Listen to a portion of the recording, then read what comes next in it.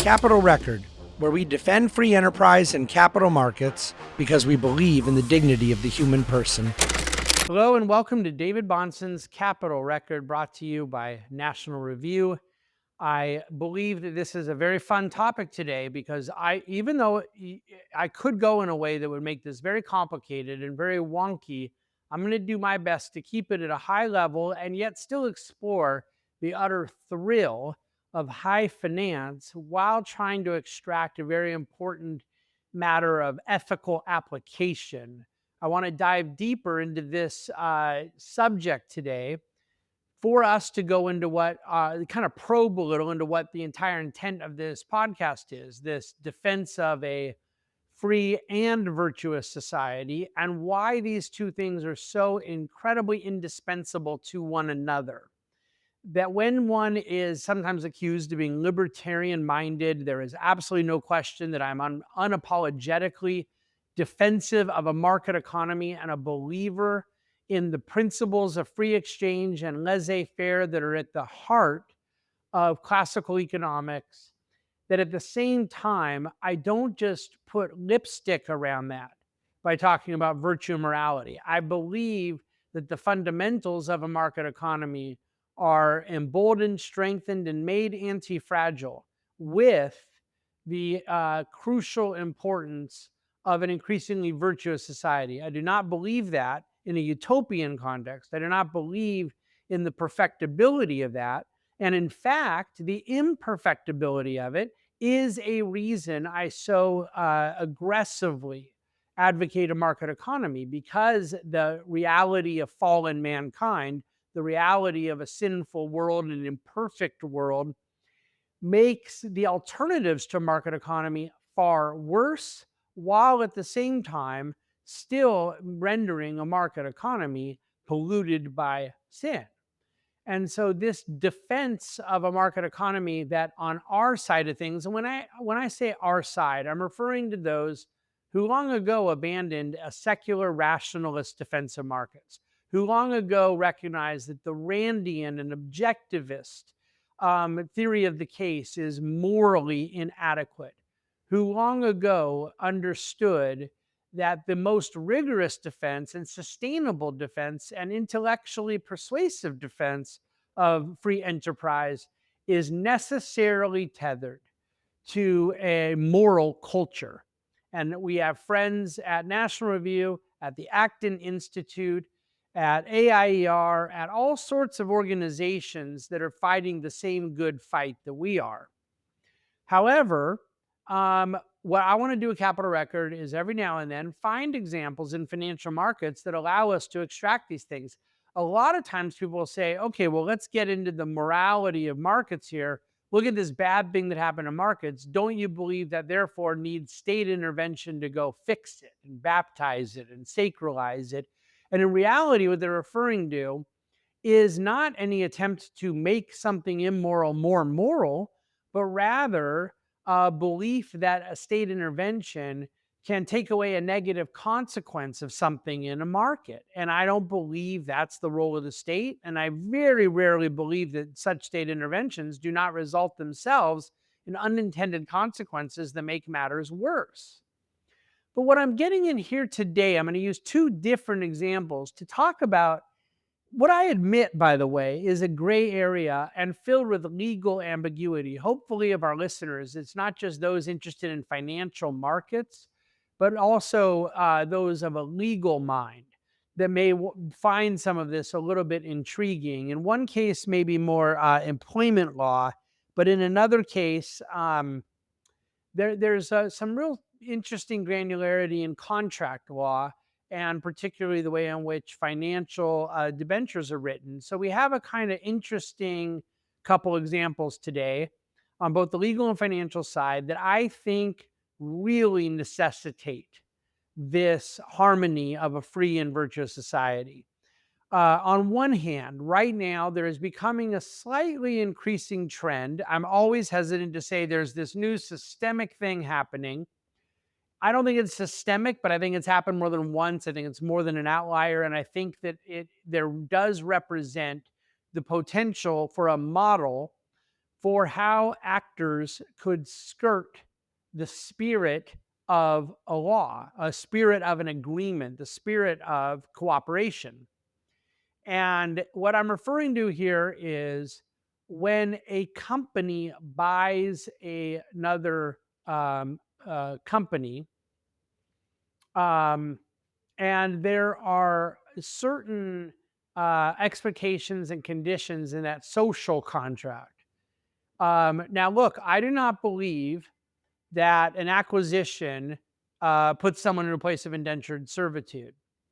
But if somebody is buying the intellectual capital of a founder, so what I want to refer to here is, let's say there's a major company like a Google or a VC company or an incubator, a very large strategic. Just think of any number of possible acquirers who are well heeled and well funded. And there is then a startup, and it is the intellectual capital of the founder that they're really buying. And that founder, now they want to, for him to go delve his creative technological capabilities into what they are doing.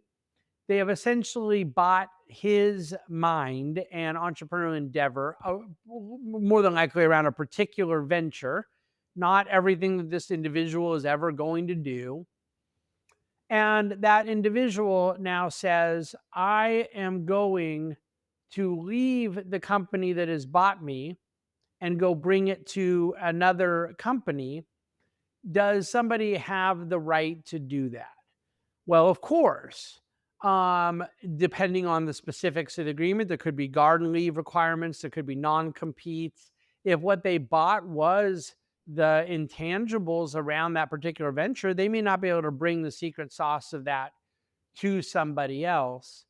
But there is not an ability to buy a company that restricts someone's ability to go work somewhere else. Okay. However, we're not referring to that here. We're talking about when one sells the company and is paid for it, and then skirts the intent of that deal, recognizing that just by the qualifier I already provided, there may be gray area, there may be ambiguity and a need for some Solomonic wisdom. But I don't think that the cases happening right now in the venture world are really all that gray. That essentially, if somebody takes money for a given venture and then instead violates that arrangement, I think that you will hurt capital formation. Hiring people instead of buying a company to avoid paying investors. Okay, so someone has taken money from a venture capital investor, and now they could essentially just go get hired at a Google, let's say. Do they owe the venture capital investors the return on what the venture capital investors invested in? Or can they bring what is largely intellectual capital over to the company now hiring them? They're not acquiring them.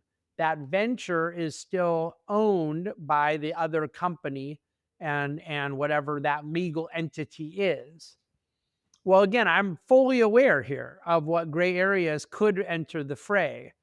But when the acquiring company is basically hiring as a way of skirting buying, that normally they would do M&A of that company, but I'm making up a case here, but if they figure this prospect of technology that is incubated in this startup company is worth 300 million, and they have investors that own half the company, and we could buy this person for 150 million, not have to pay the other investors the other 150, and bring that person over. They're fully monetized the way they would be, and they're now bringing the real value proposition of the company to us.